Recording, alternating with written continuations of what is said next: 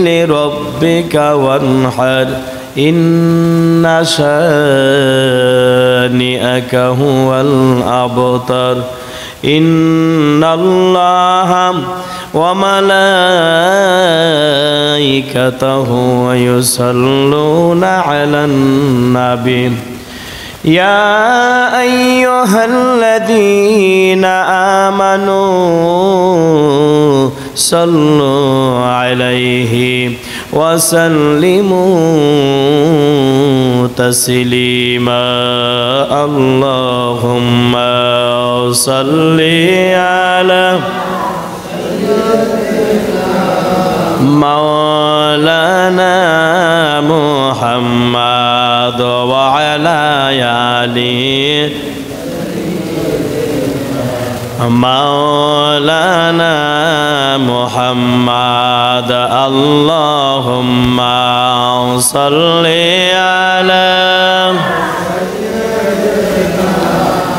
مولانا محمد وعلى آله سيدنا مولانا محمد لا إله إلا الله لا إله إلا الله لا إله إلا الله لا إله محبت لا إله إلا الله إلا الله إلا الله لا إله إلا الله لا إله ডানে মাটি বামে মাটি ডানে মাটি বামে মাটি মাটির হবে বিছানা এমন ঘরে যাইবি রে মন যে ঘরের নাই ঠিকানা লা ইলাহা লা ইলাহা ইল্লাল্লাহ লা ইলাহা মোহব্বত লা ইলাহা ইল্লাল্লাহ ইল্লাল্লাহ ইল্লাল্লাহ লা ইলাহা বড় বড় গাছ থাকিতে ছোট গাছে আতা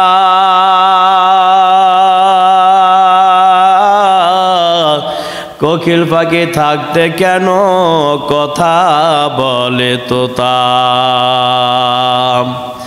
বড় বড় পাহাড় থাকতে ছোট্ট পাহাড় তোর সে পাহাড়ে নাজিল হলো আল্লাহ পাকের নূর লা ইলাহা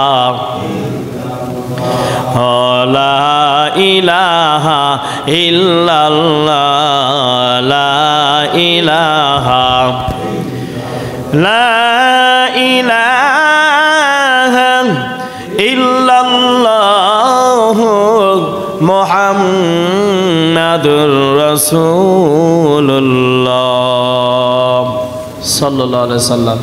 মহান আল্লাহ তাআলা দরবারে শুকর আদায় করছি যে প্রতিপালক আমাদেরকে ভালোবেসে এহসান করে দয়া করে বিভিন্ন কাজ হইতে অবসর করে পবিত্র ঘর মসজিদের মেহমান হিসাবে কবুল করেছেন। সেই মহান প্রতিপালকের দরবারে শুকর আদায় করি, সকলেই বলে আলহামদুলিল্লাহ। ওই নবীদের উপরে লক্ষ কোটি দরুদ ও সালাম, যেই নবীকে উসিলা করে আল্লাহ পাক 18,000 কুল কায়নাত সৃষ্টি করেছেন, আপনাকে আমাকে সৃষ্টি করেছেন। সে নবীকে শ্রদ্ধার সাথে মহব্বত করে দুরূদ শরীফ পাঠ করি, সকলেই বলি সাল্লাল্লাহু আলাইহি সাল্লাম। গত সপ্তাহে আলোচনা করতেছিলাম নামাজের বিষয় নিয়ে। ইন্নাস সালাতা তানহা আনিল ফাহশাই ওয়াল মুনকার, নিশ্চয়ই মানুষকে নামাজ নির্লজ্জ ও ফাহিশা কাজ হইতে বিরত রাখে। সে নামাজটা হতে হবে নামাজের মতো। নামাজ যদি নামাজের মতো হয় তাহলে অবশ্যই পাপ থেকে নিজেকে দূরে সরে রাখা সম্ভব।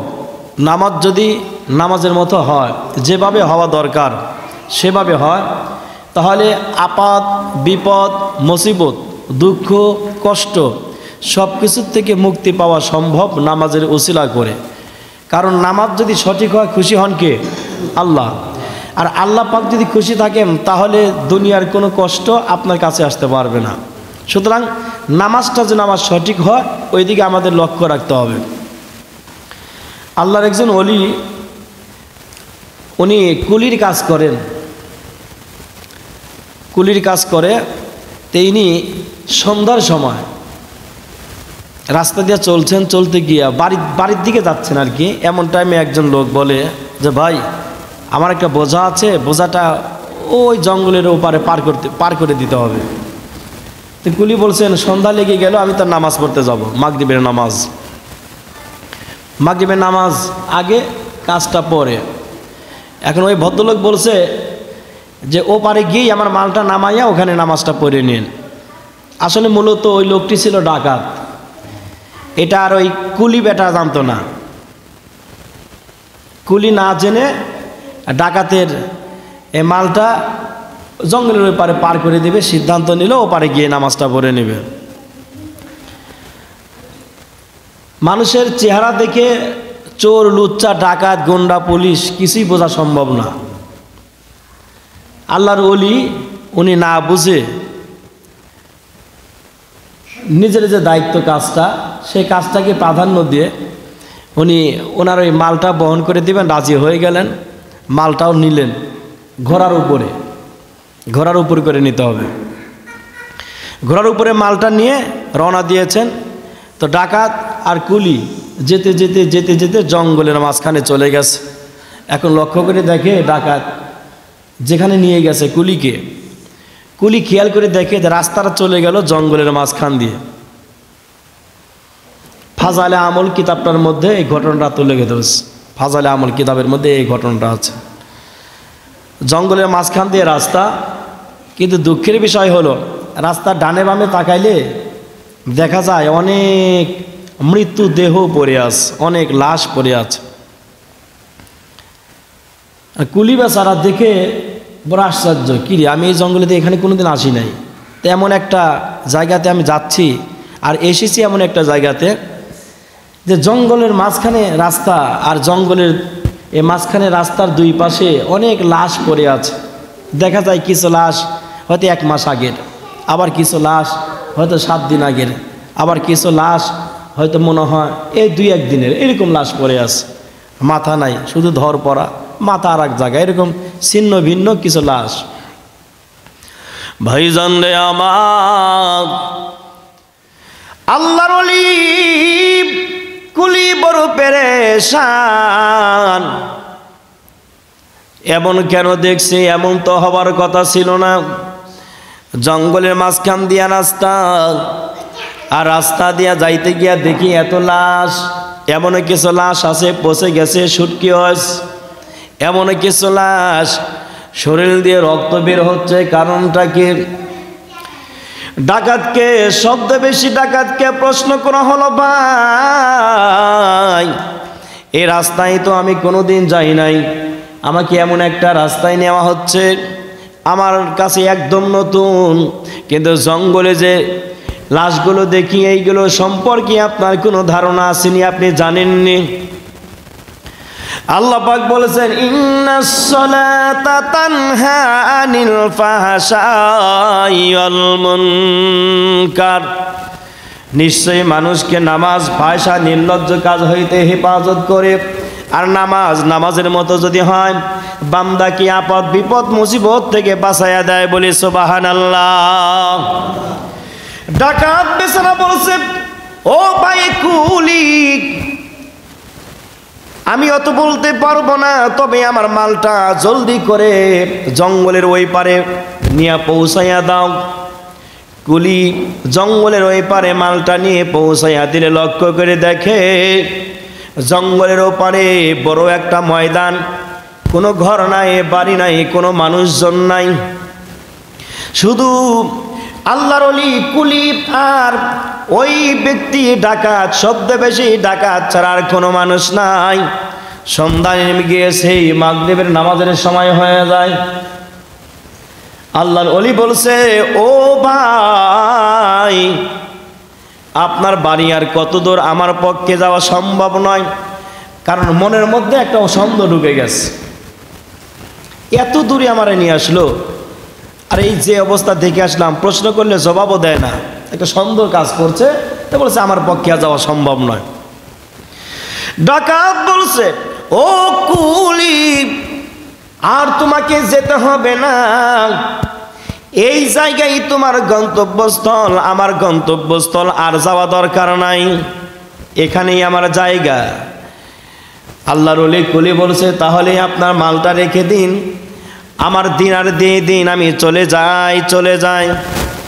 ডাকাত বলছে, না না, এখানে আসা যায় কিন্তু এখান থেকে বিদায় নেওয়া যায় না। নাউজুবিল্লাহ বলা যাবে? এখানে আসা যায়, এখান থেকে বিদায় নেওয়া যায় না। মানে মানে খুব সহজ। দেখেননি জঙ্গলে আসতে গিয়ে রাস্তার মাঝখানে যখন আসলেন, এ পাশে ও পাশে লাশ পড়া, আমাকে প্রশ্ন করেছেন, জবাব দেই নাই, জানার দরকার নাই, ওইগুলো সব আমার কাজ। কাজটা ভালো করছে আল্লাহর ওলি, বড় পেরেশান। এবার ডাকাতকে বলে, ও ডাকাত, এতগুলো মানুষের রূহ তুমি কবজ করেছো, এইভাবে দেহ থেকে কাল্লা ছিন্ন বিচ্ছিন্ন করে দিওস, তোমার জঘন্যতম কাজ? বলে, হ্যাঁ এমন কাজই করি। আল্লাহর ওলি বললেন, ও ভাই ডাকাত, আমার কাছে যা আছে মাল সামানা সব রেখে, প্রয়োজনে আমার ঘোড়াটাও রেখে আমারে ছেড়ে দাও, আমি চলে যাই, চলে যাই। ডাকাত বলছে, না না না না, আমি প্রথমেই বলছি এখানে আসা যায়, এখান থেকে যাওয়া যায় না। আমি যদি তোমার ছেড়ে দেই, তুমি গিয়ে এলাকার মধ্যে বলবে, আর এলাকার মানুষ দলবদ্ধ হয়ে এসে আমার উপরে আক্রমণ করবে, অথবা একের পর এক কানাকানি হলে আমার ব্যবসাটা বন্ধ হয়ে যাবে। আমার কাজ হলো মানুষকে ধোঁকা দিয়া বোকা বানাইয়া এখানে আনি, আর আনার পরে তারে হত্যা করে লাশটা জঙ্গলে ফেলে দেই। বলা যাবে নাউজুবিল্লাহ? এটাই হলো আমার কাজ, আমি তোমাকে ছেড়ে দেব না। হয়তো তুমি কিছু বলবে না এখানে বলছো, কিন্তু গিয়া ঠিকই মানুষের কাছে বলে আমার ব্যবসাটা দিবে নষ্ট করে। কুলি বলছে, ও ভাই ডাকাত, আমাকে যদি ছেড়েই না দাও, অনেক বড় লম্বা ইতিহাস, সময় সংক্ষিপ্ত, অল্প মধ্যে সারতে হবে। ডাকাত বলছে, কে বলতে চাও? আল্লাহর ওলি। কুলি বলছে, ভাই আমারে 2 রাকাত নামাজ পড়ার সুযোগ দাও, একটু পরেই মাগরিবের নামাজের সময় হয়ে যাবে, মাগরিবের নামাজ পর্যন্ত আমারে অপেক্ষা করতে দিবা না, সেই জন্য আমি বড় আবদার করে তোমার কাছে আকাঙ্ক্ষিতভাবে মাত্র 2 রাকাত নামাজ পড়তে দিবারে ভাই। 2 রাকাত নামাজ পড়ব, 2 রাকাত নামাজে আত্মাহিয়াতুর শুরুতে বসবো, এরপরে যখন ডানে সালাম ফেরাবো, ডানে সালাম ফেরানো শেষ, বামে সালাম ফেরাতে লাগবো, এমন টাইমে তুমি আমার কল্লার মধ্যে আঘাত করবা, আমার দেহ থেকে কল্লা বিচ্ছেদ করে দিবা। আমারে মাত্র কয় রাকাত নামাজ, কথা কন, মাত্র 2 রাকাত নামাজ পড়ার সুযোগটা দাও। ডাকাত বলছে, কুলি তুমি যেটা ভেবেছো ওইটা কিন্তু হবে না, ওইটা কিন্তু তোমার দ্বারা সম্ভব হবে না। তুমি ভেবেছো নামাজ তোমারে বাঁচাবে। আল্লাহর ওলি বলে, হ্যাঁ আমি এটাই ভেবেছি, নামাজ আল্লাহর হুকুম, আর নামাজ যদি সঠিকভাবে পড়তে পারি, নামাজ আমারে বিপদ থেকে বাঁচাইতে পারে, কারণ নামাজের যিনি মালিক তিনি যদি খুশি হয়ে যান আমাকে এই বিপদ থেকে বাঁচাইতে পারে, নইলে বাঁচাবার পৃথিবীর জমিনের কোনো শক্তি আর নাই। বিপদ থেকে বাঁচানো মালিককে আল্লাহ পাক বলে, এ গোলাম দুনিয়াবাসী রে, জেনে নে, জেনে নে, বান্দা যখন তোর বিপদ সামনে এসে যাবে, কোনো অভাব অনটনের মধ্যে পড়েছ, কোনো হাজত, কোনো প্রয়োজন, সঙ্গে সঙ্গে 2 রাকাত নামাজ, কয় রাকাত নামাজ? 2 রাকাত নামাজ। এই নামাজের আবার নামও আছে, সলাতুল হাজত। সলাত মানে নামাজ, আর হাজত মানে প্রয়োজন। কয় না যে তোমার অনেক হাজত, অনেক পেরেশান, তোমার অনেক টেনশন, এই হাজত শব্দের অর্থ হলো প্রয়োজন, এই প্রয়োজন মিটানোর নামাজ সলাত, সলাতুল হাজত, প্রয়োজন মিটানোর নামাজ। প্রয়োজনটা কি? আপদ বিপদ থেকে বাঁচা, এটাও তো একটা প্রয়োজন। প্রয়োজনটা কি? আল্লাহর কাছে সাহায্য পাওয়া, এটাও তো একটা প্রয়োজন। আর বান্দার সবচেয়ে নিকটতম হয় আল্লাহ পাক তখন বান্দা যখন নামাজে দাঁড়া যায়। সুবহানাল্লাহ বলে। অসুজুদ অক্তরিব, বান্দা যখন অসুজুদ মানে সিজদা করা, আর অক্তরিব মানে নিকটবর্তী হওয়া। আল্লাহ বলেন বান্দারে তুই যখন নামাজের সিজদায় পড়ে যাস তখন আমি আল্লাহ পাক তোর এত নিকটবর্তী হই, এত নিকটবর্তী হই যা অন্য কোনো সময় আমি তোর এত নিকটবর্তী হই না। তাহলে কিসের দ্বারা আল্লাহর নিকটবর্তী হওয়া যায়? কথা কন, কিসের দ্বারা? এই কুলি চিন্তা করছে আমি বড় বিপদগ্রস্ত, এই বিপদ থেকে বাঁচাবার মালিক একমাত্র কে? অতএব তেনাকে খুশি করতে হলে আমাকে কি করতে হবে? 2 রাকাত নামাজ পড়তে হবে। আর নামাজের নামটা হলো সলাতুল হাজত। আল্লাহর ওলি কুলি নামাজে দাঁড়ায় যাবেন। এবার আল্লাহর ওলি কুলি সাহেব নামাজে দাঁড়াবেন। এই নামাজে দাঁড়ানোর আগেই ডাকাত বলছে কুলি তুই বাঁচতে পারবি না, ভেবেছিস নামাজ তোরে বাঁচাইবি, আসলে বাঁচতে পারবি না। আল্লাহর ওলি কুলি বলে ও ডাকাত, বাঁচি না বাঁচি পরের কথা, কিন্তু আমার এই 2 রাকাত নামাজ কমপ্লিট করতে দিবা? তোমার পায়ে হাত দিয়া বলে বড় অনুরোধ, রিকোয়েস্ট, আমার রাখবানি? এবার ডাকাত বলছে হ্যাঁ হ্যাঁ যা যা রাখবো, তবে জেনে নে এই বিপদের সময় তোর মতো অনেক মানুষ নামাজ পড়েছে, আল্লাহ তারে বাঁচায় নাই, নামাজ তারে বাঁচাইতেও পারে নাই, এইটা জেনে রাখ। এমন বিপদে মানুষ এখানে অনেক নামাজ পড়েছে। আচ্ছা সবার নামাজ একরকম, সবার বিবেক একরকম, খালি নামাজ পড়লেই হবে নাকি? খালি নামাজ পড়লেই হবে? যদি খালি নিজে জানলে নিজে বুঝলে হলেই হয়, এমন যদি হইতো তাহলে কোনো একটা অনুষ্ঠানে টাকা দিয়ে বাবুর্চি খরিদ করতো না, ওই নিজের বাড়ির মানুষেরা গোস্ত মোস্ত কিনা খিচুড়ি কাটতো।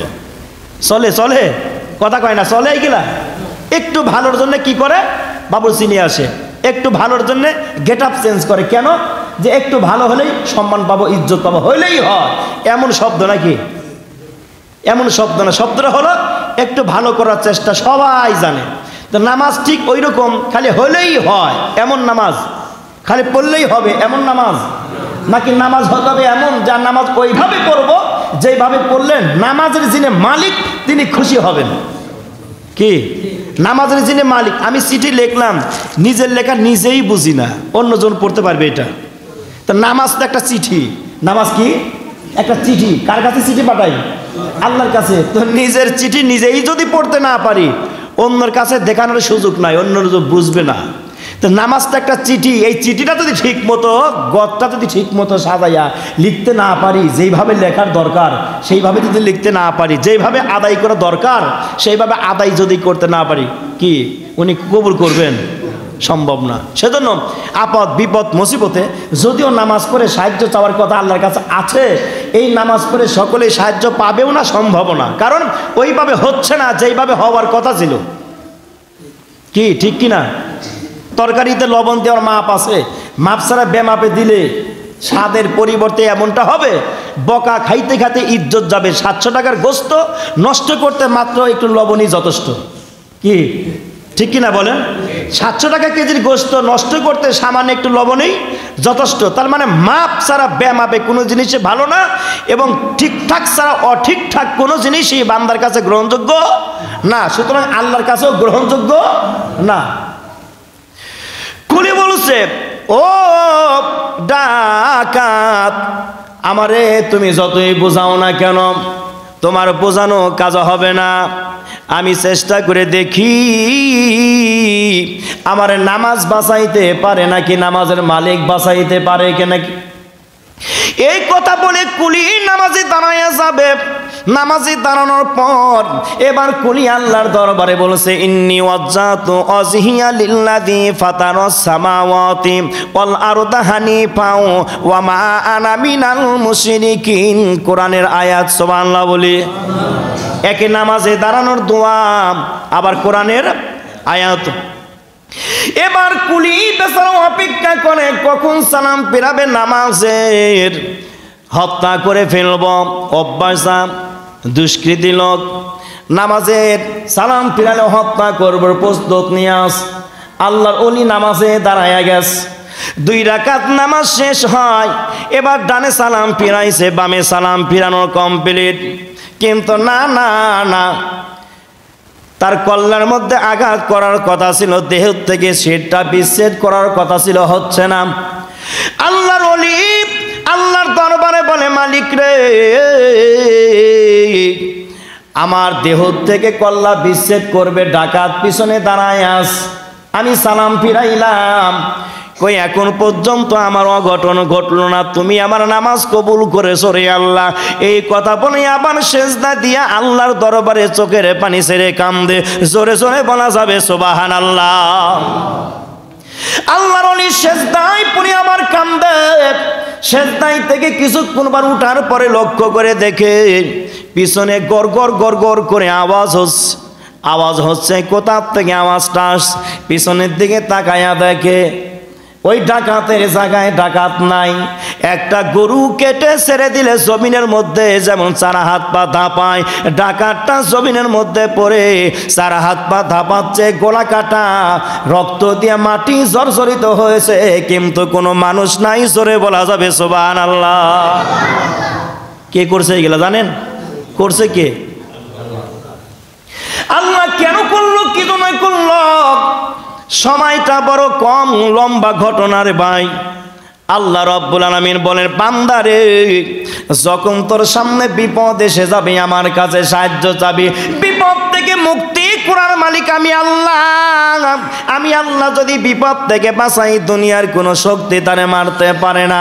আমি আল্লাহ যদি বিপদে ফালাই দে, দুনিয়ার কোনো শক্তিও তারে শান্তিও দিতে পারে না। বান্দা ডানে সালাম ফেরানোর সময় লক্ষ্য করেছিল এমন একটা দৃশ্য, বামে যখন সালাম ফিরিয়েছে লক্ষ্য করেছিল এমন একটা দৃশ্য, যখন সামনে তাকিয়েছিল লক্ষ্য করেছিল এমন একটা দৃশ্য, কিন্তু পিছনে এমন ঘটনা ঘটবে বান্দার জানাও ছিল না। আল্লাহর দরবারে সেজদায় পড়ে বলে, মালিক রে, এই বিপদ থেকে আমারে বাঁচাইলো কি, আমার জানার বড় ইচ্ছা করে। আল্লাহ পাক বললেন, বান্দারে, ইলহামের মাধ্যমে, এ বান্দা, তুই নামাজ পড়ছিস, আমার কদমে সেজদা করেছিস, সালাতুল হাজত নামাজটা আদায় করেছিস, আমি আল্লাহ পাক তোর উপরে খুশি রে বান্দা, তোর নামাজ আমার দরবারে কবুল হয়, কবুল হয়, জোরে জোরে বলা যাবে সুবহানাল্লাহ। কালেকশন করেন, তোর নামাজ আমার দরবারে কবুল হয়েছে, আমি আল্লাহ পাক কবুল করে নিয়েছি। এ মালিক, তাহলে এই কাজটা কে করলো? কোনো মানুষ নাই, ডাকাতের গলা কাটলো কে?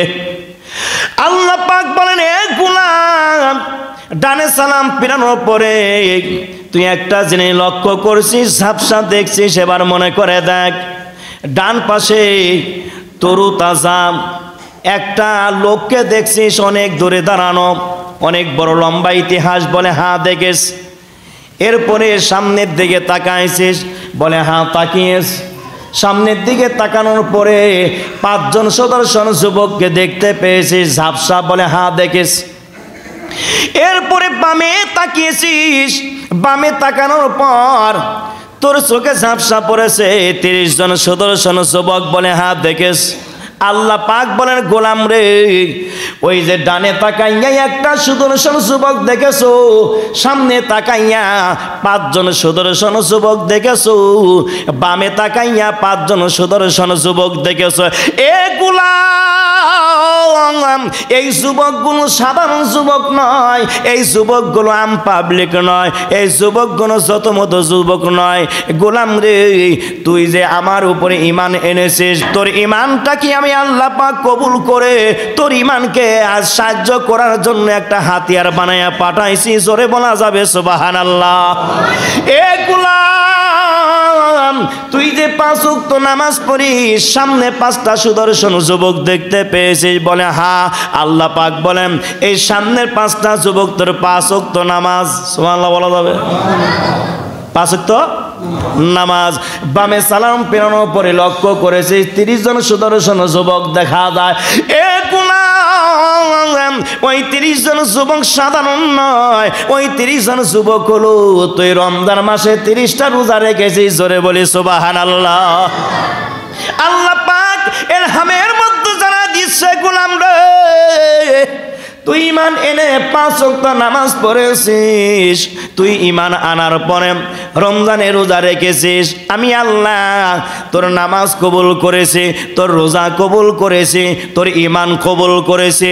এই জন্য তোর বিপদের সময় আজ তোর ঈমান, আজ তোর নামাজ, আজ তোর রোজা বন্ধ হইয়া সাহায্য করার জন্য তোর সামনে গিয়ে দাঁড়াইছি। আর সকলেই মিলিয়া ওই ডাকাতের কল্লা কেটে জমিনের মধ্যে ফেলে দিয়েছে। জোরে জোরে বলি সুবহানাল্লাহ। আপদ বিপদ থেকে বাঁচানোর মালিক কে? আল্লাহ। আমরাও যদি বিপদে পড়ি সাহায্য চাবো, নামাজ পড়ে সাহায্য চাবো, নামাজ পড়ে। নামাজের কিছু ইতিহাস ধরেছে, কোরআনের আয়াত থেকে নামাজের কিছু কথা ধরেছে। আল্লাহ পাক চাইলে নামাজের মধ্যে আলোচনা করবেন ইনশাআল্লাহ। নামাজের বিষয় এত গুরুত্ব দিতে হবে, সাহাবীদের এত সংকট পড়েছে, নামাজের মধ্য দিয়ে রিজিকের ব্যবস্থাও হয়েছে। সুবহানাল্লাহ বলি। আল্লাহর ওলিরা বিপদে পড়েছে, নামাজের মাধ্যম দিয়ে বিপদ থেকে মুক্তিও পেয়েছে। নামাজের কাছেও আমরা আসতে চাই না। আসলে নামাজটা ছেড়ে দিলে কি হবে, নামাজটা পড়লে কি হবে, বিষয় আমরা জানি ঠিক, কিন্তু আমল করি না। সেজন্য রসুল বলেছেন, জানার নাম ইসলাম না, জানার নাম ইমানদারি না, জানার নাম পরহেজগারি না, মানার নামটাই হলো ইসলাম, মানার নামটাই হলো পরহেজগারি।